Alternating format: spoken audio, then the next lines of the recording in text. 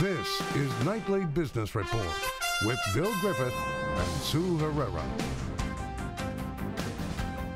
Oil breaks $80. The international benchmark pierces a key level, and there are a number of companies that stand to benefit from a rally in crude.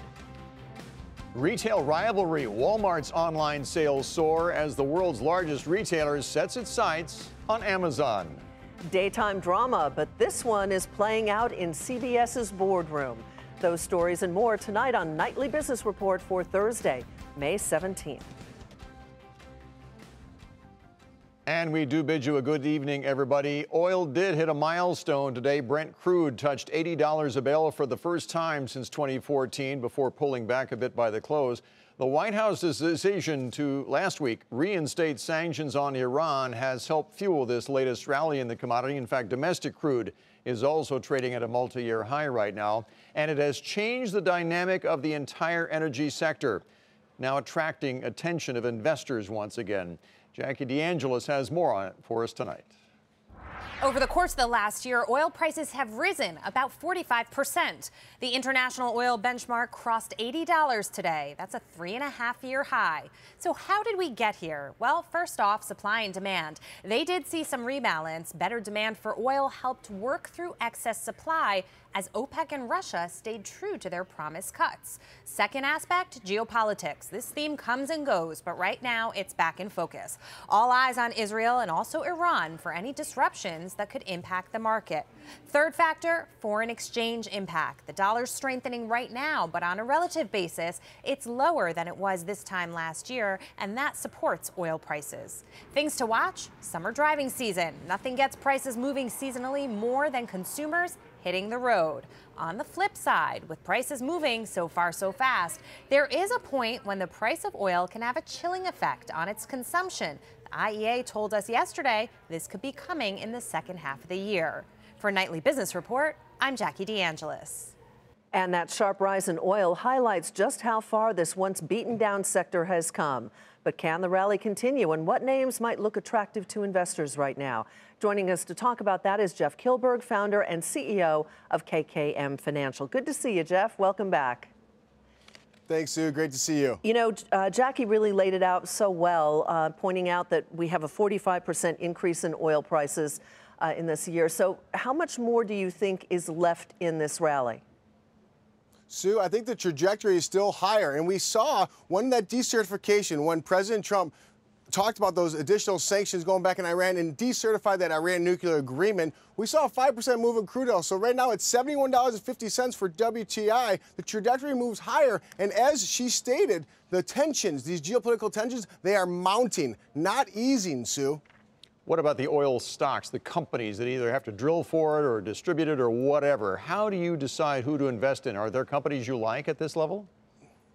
Well, Bill, there are, and some of the best-of-breed names we like are the Chevrons, the Exxon Mobils, and even a Halliburton or Schlumberger. But think about all these stocks in the energy space. They were oversold. They were really depressed when you saw crude oil go under $40 about 2 years ago. They were thrown to the gutter. So now some of these names, we have really seen tremendous moves, but we even like a name like Valero, up nearly 27% year-to-date. But as long as this trajectory in crude oil remains higher, and don't forget, Bill, the commitment by OPEC to curb that production, that has been the win in the sales for not only crude oil prices, but for all these energy names we like so much. Also, Enterprise Partners. I'm looking at my notes, and you say they've had a rough road, but they're seeing some growth and outperforming the S&P 500 by a full 10%. Well, Sue, this is a great name. And think about the MLPs. MLPs were also thrown away the last couple of years. Obviously, some interest rates moving was an adversity for that, but Enterprise, that is the blue chip name, EPD. We really like that name. If you want to have exposure to energy, but not so much to crude oil, this is MLPs. This is natural gas or potentially liquid natural gas going through all the pipelines. So as we see that increased production or maybe more demand from overseas for that natural gas, EPD is the name you want to be in. All right, Jeff, thank you so much. We'll leave it there. Jeff Kilberg with KKM Financial. Bill? Well, on Wall Street, stocks fell on concerns over the latest trade talks with China, which we'll get to. The technology sector also pulled the major averages lower, in part because of Cisco's disappointing outlook that we told you about last night. The Dow Jones Industrial Average fell by 54 points today to 24,713. The Nasdaq was down by 15. The S&P lost 2. Well, as Bill just mentioned, investors were focused on trade talks between the U.S. and China after the president said the discussions might not be successful. Kayla Tausche has the details from Washington. Top Chinese officials descended on Washington this week for trade talks with the Trump administration. The president meeting with the delegation's leader, Vice Premier Liu He, but throwing cold water on a deal before doing so. Will that be successful? I tend to doubt it. The reason I doubt it is because China's become very spoiled. Divisions among the U.S. team on display, with China hawk Peter Navarro sidelined in talks as cabinet members work to get China to agree to cut the trade deficit. I think they agreed to the concept of a trade deficit reduction. If talks fall short, tariffs from the White House loom, one reason why China dispatched a dozen negotiators. Lawmakers who met with the delegation are skeptical about a China deal as NAFTA talks have dragged on. Just 2 weeks ago, we thought that we'd be wrapping up a NAFTA renegotiation this week to be voted on later on in the year, only to discover now that that process has slowed considerably, and maybe we won't get there by the end of the year. Radio silence from the White House as a NAFTA deadline came Thursday.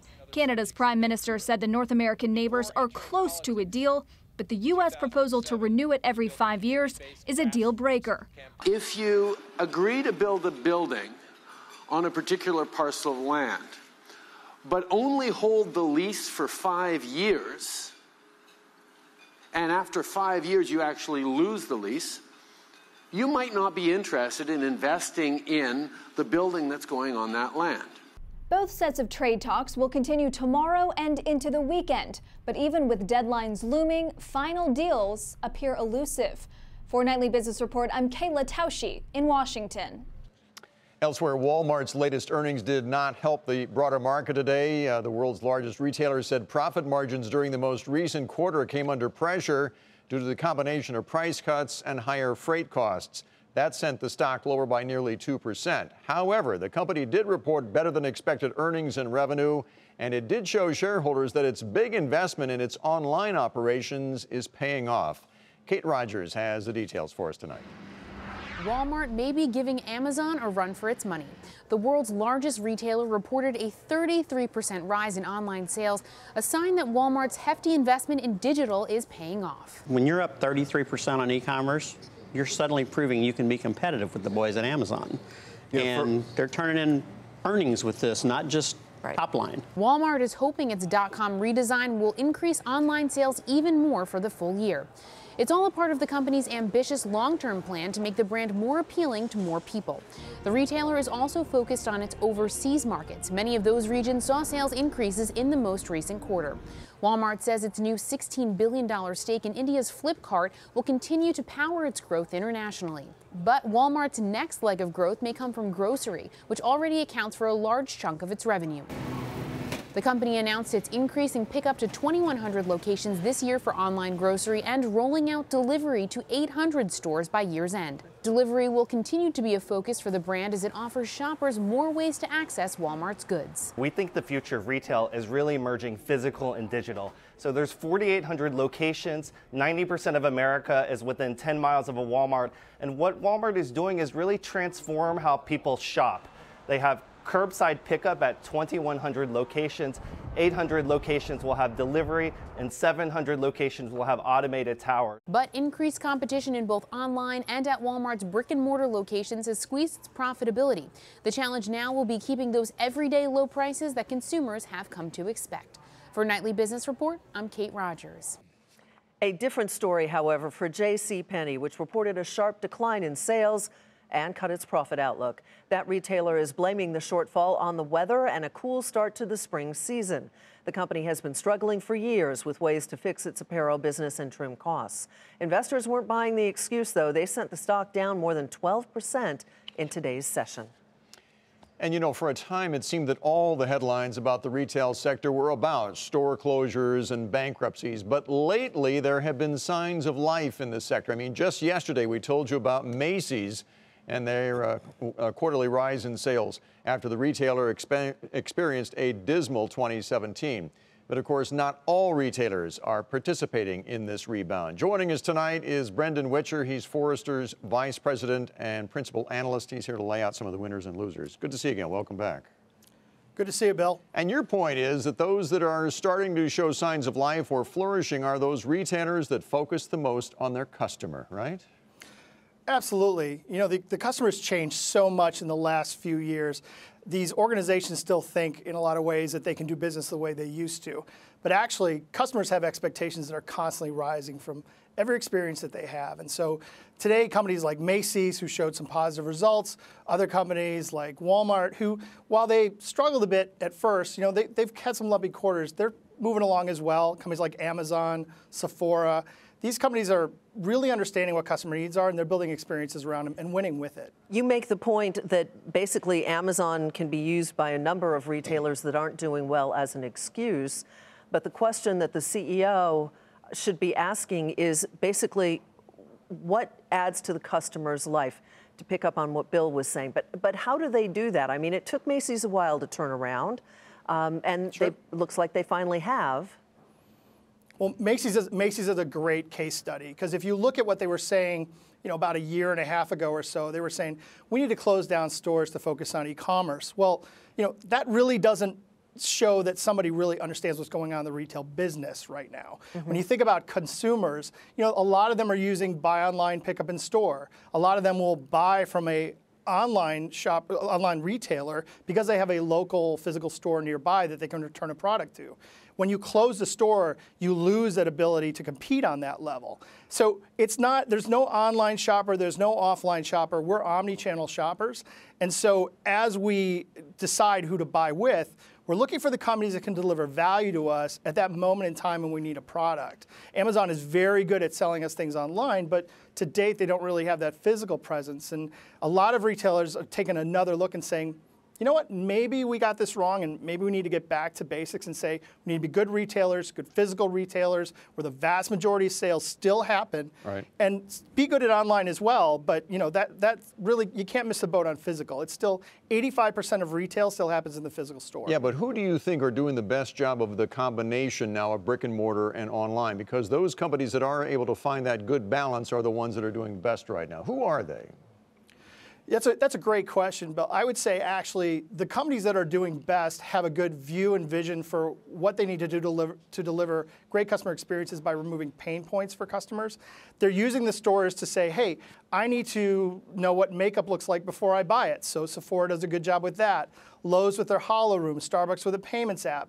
These are tools that solve customer pain points. It's not about having stores. There's plenty of companies that have stores and they're doing just fine. It's about their vision for the customer. So that's where companies today struggle. It's mostly with culture, organizational challenges, things like that are getting in the way. And so I look for an executive to get a call and say, I've failed to understand the customer, and we need to address that problem. And that's really what's happening today. You have two that are not functioning well. The losers, as you say, Sears and JCPenney, perhaps better known as the usual suspects lately. Yeah, JCPenney, you know, they suffer from that whole debacle that they had years ago where they lost their way, they lost their brand, they lost their customers as a result of that. It wasn't about the store.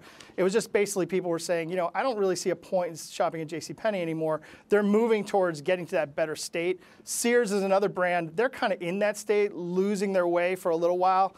You know, it doesn't bode well to say the lighter side of Sears when, like a lot of my business is power tools, right? That just shows I don't really get who's shopping with me and why, and I need to stick with who my customers are. Brendan Witcher with Forrester. Good to see you again. Thanks again for joining us tonight. Good to see you again. Thank you. BJ's Wholesale wants to become a public company again. The Warehouse Club operator has filed for an initial public offering. Its shares will list on the New York Stock Exchange. Warehouse Club operators have been able to avoid some of the headaches that the other retailers have faced because their business models rely mainly on membership fees rather than sales only. Time to take a look now at some of today's upgrades and downgrades. We begin with Coke, which was upgraded to overweight from equal weight at Barclays. The analyst there expects Coke's transformation plan to drive better growth. The firm's price target on the Dow component is now $48, and shares rose more than 1% to $42.30. AIG was upgraded to buy from neutral at UBS. The analyst says that earnings estimates have bottomed out now, and expectations have been reset as a result. Price target now is $65. The stock rose 2% to $54.79. Comcast was upgraded to overweight from sector weight at KeyBank. The analyst says the stock's recent decline has created a buying opportunity. The price target is $38. Shares were off just a fraction to $32.41. Comcast is the parent company of CNBC, which produces this program. Molson Coors was downgraded to hold from buy at Stifel Nicolaus. The analyst cites the lack of expansion opportunities for the beer brewer. The price target is $65. The stock was up just a fraction to $60.26. Still ahead, a story with a lot of hope. The changing way cancer is being treated.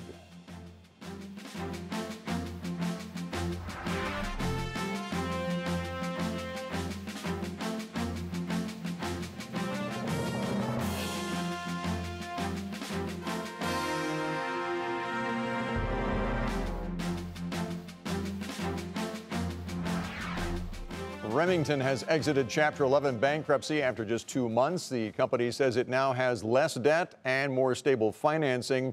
Remington, of course, is one of America's oldest and best-known gun makers. It also makes the controversial AR-15 firearm, and it still faces various class action lawsuits. The CEO of Bumblebee Tuna has been charged in a price-fixing scheme. A federal grand jury indicted the executive with conspiring to inflate tuna prices.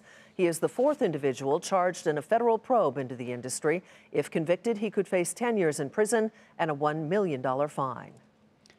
CBS is starring in its own drama right now. The network has been at the center of a battle for control, and today CBS suffered a stunning legal setback as it tries to break free from its controlling shareholder. Today's ruling sent the stock lower by more than 4%. But as Julia Borston reports, the story is still a cliffhanger.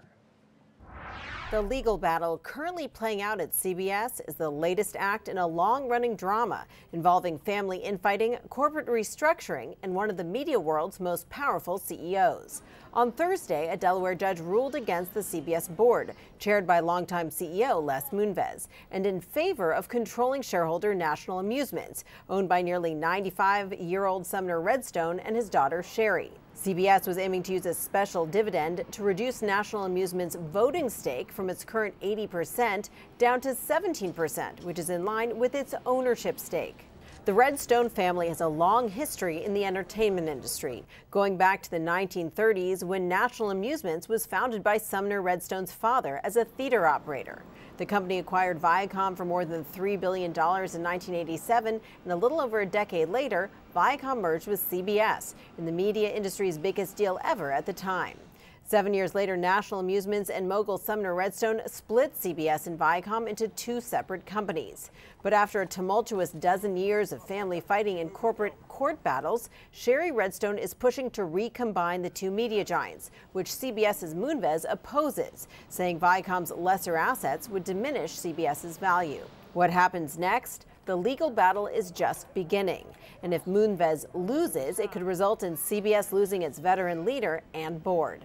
For Nightly Business Report, I'm Julia Borston in Los Angeles. Nordstrom reports disappointing same-store sales, and that's where we begin tonight's market focus. The retailer said sales growth in the most recent quarter was weaker than expected, even as more customers visited its stores. Nordstrom topped earnings expectations, but that wasn't enough for investors, who sent the stock lower in initial after-hours trading. Shares finished the regular session up a fraction to $50.91.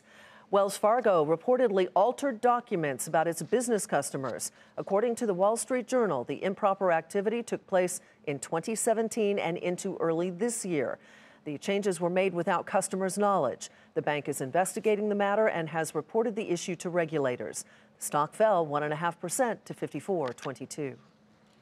World Wrestling Entertainment is reportedly shopping its SmackDown television franchise. According to The Hollywood Reporter, the company may move one of its shows to a different network when its current contract with the USA Network expires. Investors clearly expect the price tag to be high. The news sent the stock up by 15% to a record $50.31. And Dillard's reported better than expected earnings. Strong sales of furniture, ladies' accessories, and children's apparel helped offset weakness in men's apparel and shoes. The retailer attributed its results in part to the strong economy right now, and the stock was up 6% today to $76.53. Meanwhile, Kroger is forming a strategic alliance with British online grocer Okeda.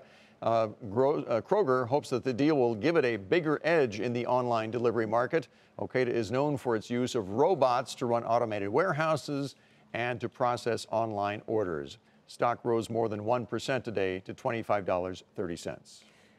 The FDA calls out 39 drug companies for allegedly blocking access to their medicines in the hope of delaying generic competition. The companies include Celgene, J&J, Gilead, and Novartis.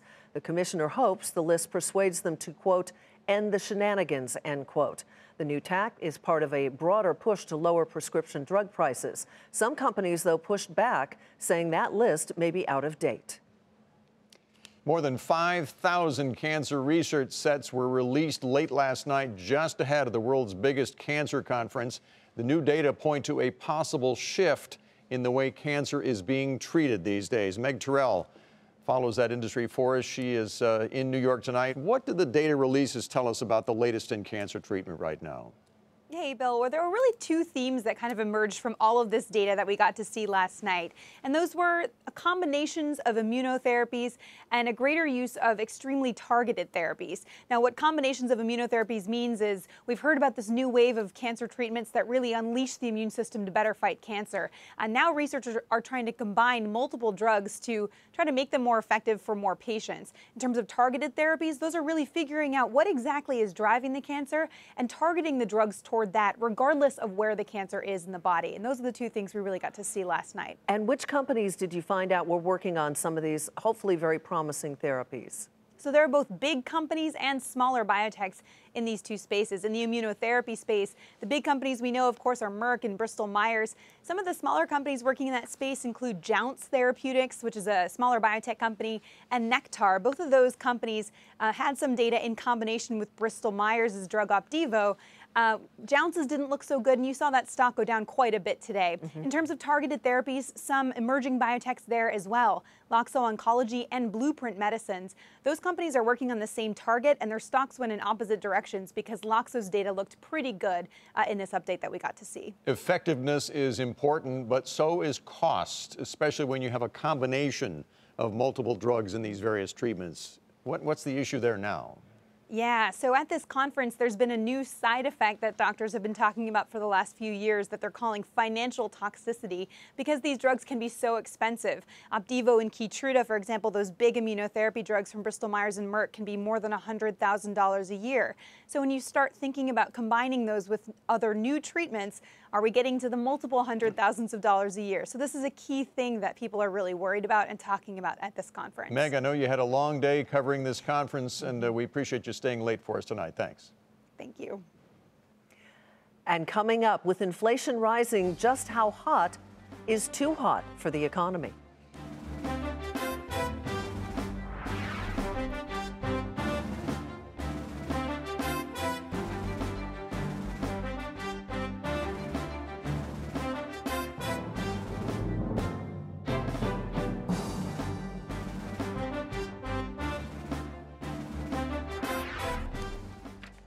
The number of 401k millionaires has hit a new high.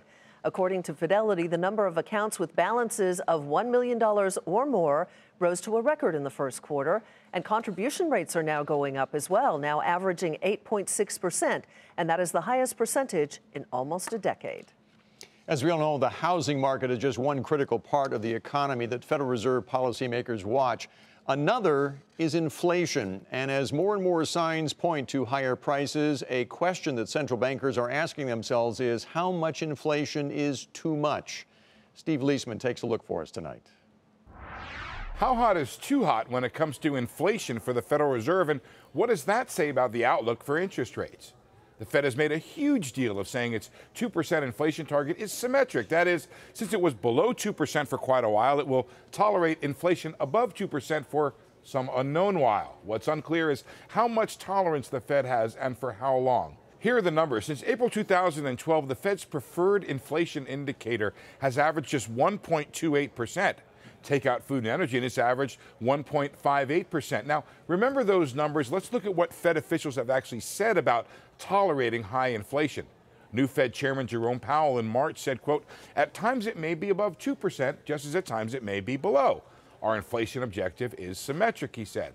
Dove Charlie Evans, the Chicago Fed president, said, quote, 2.5% in an environment where expectations are that it would come down longer term and that it would be contained. I don't think that's a problem for our symmetric definition. Put it all together and it seems there's some, but not a huge amount of tolerance for some overshoot on inflation. What would it really take if the Fed meant what it said? We ran the numbers. To undo the 6 years where the Federal Reserve was below 2% inflation, for the next 6 years, it would have to average 2.7% on headline and 2.4% on core inflation. So the bottom line is probably this: a little overshoot won't change the outlook of 2 or 3 rate hikes this year. But the Fed is unlikely to be truly symmetric. It will probably accelerate those rate hikes if the inflation overshoot is anything more than just a few tenths. That is, not very hot is probably plenty hot when it comes to inflation for the Federal Reserve. For Nightly Business Report, I'm Steve Leisman. And before we go, here's another look at the day on Wall Street. The Dow dropped 54 points. The Nasdaq was down 15, and the S&P 500 lost 2. And that will do it for Nightly Business Report tonight. I'm Sue Herrera. Thanks for joining us. I'm Bill Griffith. Have a great evening. We'll see you tomorrow.